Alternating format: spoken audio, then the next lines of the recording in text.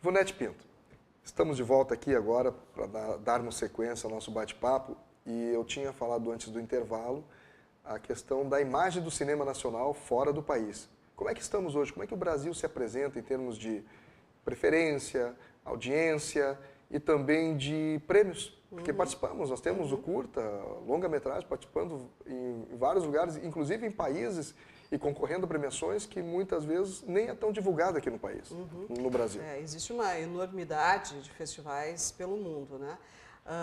Agora, eu até, assim, eu não sou a melhor pessoa para fazer essa relação, porque não entendo lhufas de futebol, mas eu acho que tem um pouco essa expectativa em relação à seleção brasileira, o melhor, né, time, enfim, e com o cinema brasileiro tem um pouco disso nos festivais também. Puxa, a gente já produziu filmes muito interessantes, uma safra recente, assim, e agora pintou um pouco de frustração. E eu vou até pontuar isso, não quero expandir essa ideia, mas pontuar. Eu participei agora do Festival de Cinema do Rio de Janeiro como membro do júri da FIPRES, que é a Federação Internacional de Críticos de Cinema.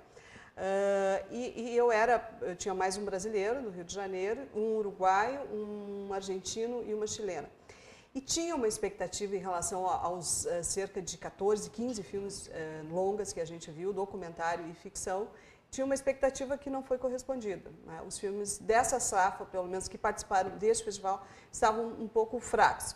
Agora eu vou participar no Festival de Mar del Plata, na Argentina, onde também vai ter filmes brasileiros, e eu espero, né, que os filmes sejam um pouco assim, melhores numa qualidade que eu relaciono com o festival. Porque filme que passa em festival tem uma obrigação de de experimentar um pouco mais na linguagem. Porque fazer filme como se faz novela, para mostrar em festival, não tem muito sentido, né? É verdade. Então, agora no Rio tinha um pouco disso, assim, filmes com uma linguagem muito atrelada ainda à da televisão, aquele filme que quer contar a história, que tem aquele ator da Globo, enfim, e não arrisca mais. Acaba se misturando um pouco, porque no Brasil, uma coisa é certa, o brasileiro gosta muito de novela.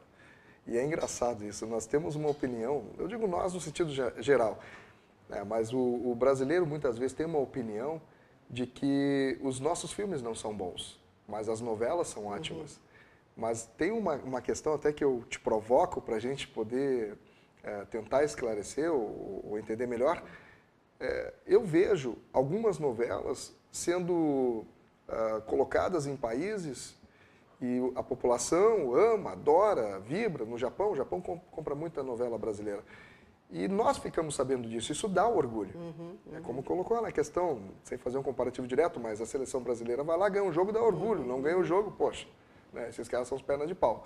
Agora, nós temos muitos filmes concorrendo em alguns festivais, muitas vezes realmente não é correspondido, o resultado não corresponde, acaba frustrando e de repente tem essa sensação também, de novo, esses filmes que não rendem, não vão lá, ou quando vão não dão resultado, olha aí, eu não falei. Como é que é essa relação? Assim, falando de um público mais amplo mesmo, esse público ele tem mais interesse e mais informação assim, em relação ao que acontece com o Oscar, né? Então, se o filme brasileiro é indicado a concorrer ao melhor filme estrangeiro no Oscar, é uma vibração com o mesmo clima de futebol, né? É aquela torcida mesmo. Outros festivais que filmes brasileiros participam não tem um acompanhamento da imprensa que tem o Oscar. Agora há pouco, inclusive, ganhou no Festival de Cannes uma moça que é desconhecida aqui e que ganhou como melhor atriz pelo Linha de Passe, do Walter Salles e da Daniela Thomas. Saiu no Jornal Nacional e tal, houve assim, uma divulgação um pouco maior. Agora, isso não reverteu em bilheteria para o filme, né? Se fosse para o Oscar, teria rendido mais. Então, o brasileiro tem essa relação. Também não é só o brasileiro, né? Eu acho que em outros países, o Oscar ele centraliza muito as atenções, ele acaba sendo um grande prêmio. É a grande referência do cinema, na verdade. Não é, né? Tem festivais como Veneza e Cannes, que são importantes também. E o Brasil está sempre participando de uma forma ou de outra, em mostras paralelas ou não. Mas o cinema brasileiro, ele é ainda considerado lá fora. Acho que também muito por conta do que acontecia na época do cinema novo, o Glauber Rocha, né, que fizeram filmes que abriram esse espaço para os grandes festivais e o interesse dos críticos e tal, porque aqui estava se produzindo um cinema diferente, com uma estética diferente, que no caso do cinema novo, a estética da fome do Glauber Rocha, né? Hoje a gente não tem nenhum equivalente assim que mobilize a crítica internacional, mas existe a expectativa. E para quem quer fazer cinema, como é que a pessoa faz? Como é que digamos, aquele apaixonado quer ser produtor, quer ser diretor, quer ser ator? Quer ser diretor. Normalmente as pessoas querem ser diretor, né? Todo mundo quer dirigir. Ninguém quer fazer produção, que é uma área que tem muito espaço, né? Mas que as pessoas acabam se desinteressando. Hoje, no Rio Grande do Sul, a gente vive uma situação bem positiva, bem privilegiada, inclusive, em relação a outros estados. E a gente tem cursos de graduação em cinema, né? Então, o primeiro foi na Unicinos, depois a PUC, a UBRA tem também, já formou 2 ou 3 turmas. Parece que tem um curso de animação em Pelotas também. Então, a gente está vivendo um momento muito interessante no diz respeito à formação de novos profissionais. E são pessoas que não vão se restringir só à área do cinema, elas vão trabalhar com audiovisual no sentido amplo, né? Acho que todo o mercado ganha, na verdade. Não só o de cinema, todo o mercado. Se for nos Estados Unidos, sabe-se, vai a Hollywood e tenta alguma coisa por lá, né? É lá que vão ser encontrados os grandes técnicos, conhecedores, cineastas, enfim, as produtoras. Mas no Brasil, você falou que o Rio Grande do Sul é privilegiado em termos, eu acredito também, não só de talento, mas também até mesmo de envolvimento de pessoas na área do cinema. A nível de Brasil e a nível de Rio Grande do Sul mesmo, como é que as pessoas fazem para ter acesso? É fácil hoje ser ator, ser atriz? É fácil encontrar o caminho?